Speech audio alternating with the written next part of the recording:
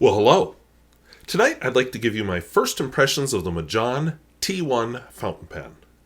A couple of weeks ago I did the Majohn T5, so this is a related model, but a little different as you will see. So let's dive into it. Alright, so this is the Majohn T1 fountain pen.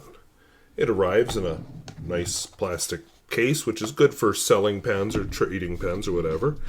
Manual that talks about feeding it and cleaning it and use the finger slots, you silly fool. I don't know what was going on there, but that was bad.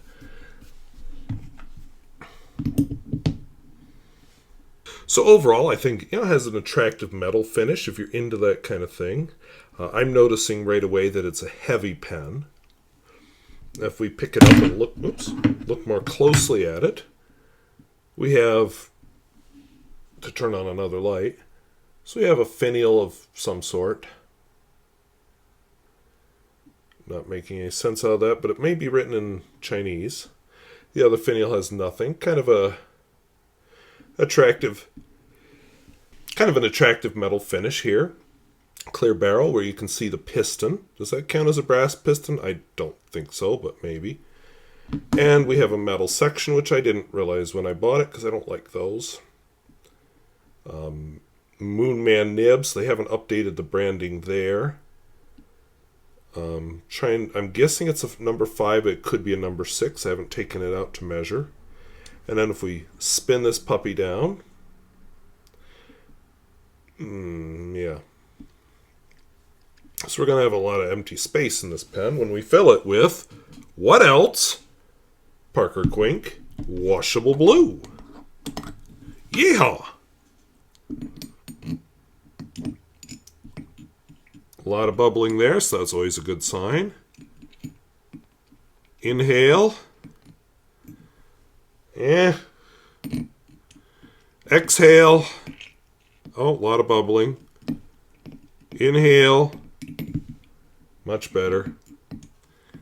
Exhale. A little bubbling. And inhale. And since I have so much airspace there, I'm not going to bother squirting any ink out. So what you can't see is I had a bit of a struggle to get it to start writing, but once it got writing, it was fine. The ink in it, of course, is Parker Quink Washable Blue. Very, very smooth writer.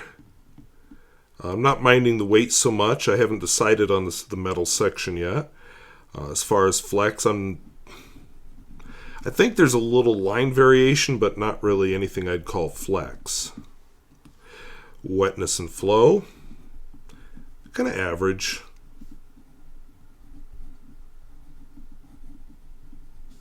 Whoops, and you'd probably like to see the results of that test. So not bad, not great, just, yeah. Smear test.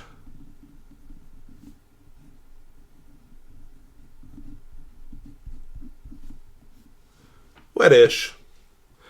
Reverse writing, which is always a surprise to me, as I'm not really into that kind of thing.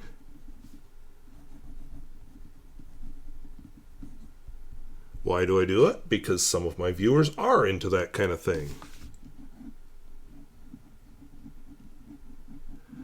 A little bit scratchy, definitely like an extra fine. Not real nice. And the world famous Peer Gustafson test.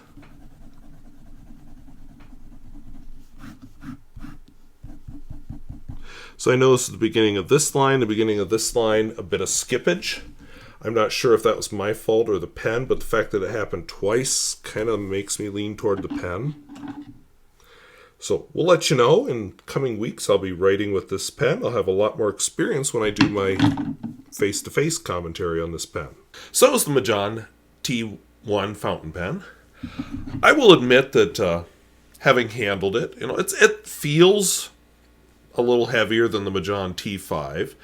I don't usually like metal sections, but this one actually hasn't bothered me. It must have some kind of a coating on it or something, because it's not slippery like a lot of them seem to be. I like the clear barrel. I can see everything that's inside of it, so that gets rid of some of the weirdness of the ink window on the T5. I'm just, overall, I like its looks. Cap's a little heavy, but I don't post pens, so, whatever.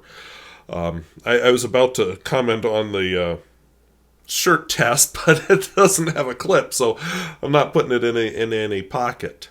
So let me tell you what my experience has been. So I finished up its fill of Parker Quink washable blue, and then I cleaned it, and it sat for a little while, and then I filled it up with... darn, I don't remember. I think it's Pelican Smoky Quartz. But anyway, filled it up with that. It lays out a good line. It looks good on the page, and I hope you'll see that during Pens in Use on Friday. Do you hear a but coming? They always say, pay attention to what comes after the but. So here's the but. I have a notebook out of reach. It's on the other side of the living room, and I don't want to get up and get it. But it's a Walmart notebook, but it has surprisingly good paper. First half of the page looks good with this pen. Then I get to the bottom half of the page, and I think it's my oils in my hand. The human body is an oily, goopy mess, and it skips a lot on the bottom half of the page.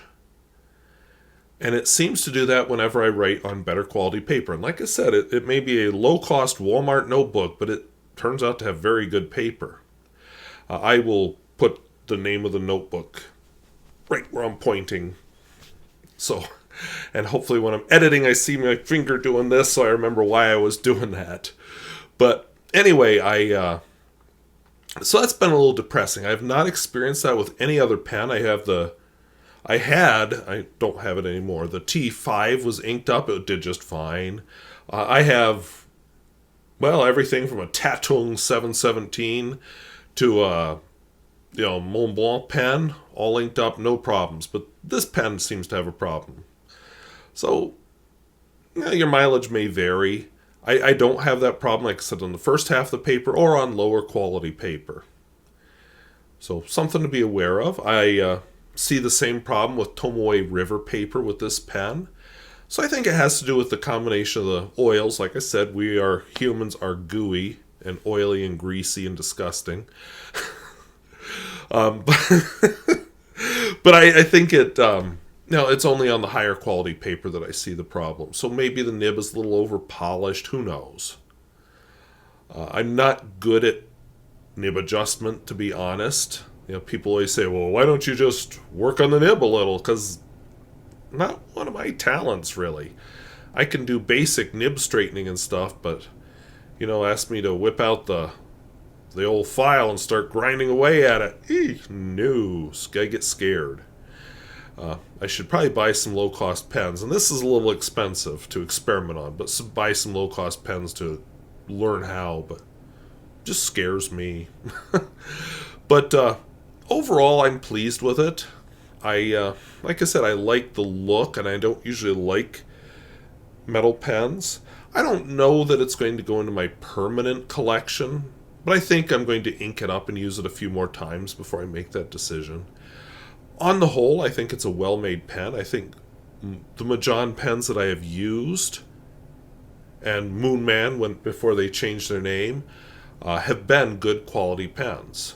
And this is no exception. So, I hope that was useful. I want to thank you for watching. And we'll talk to you later. Bye-bye.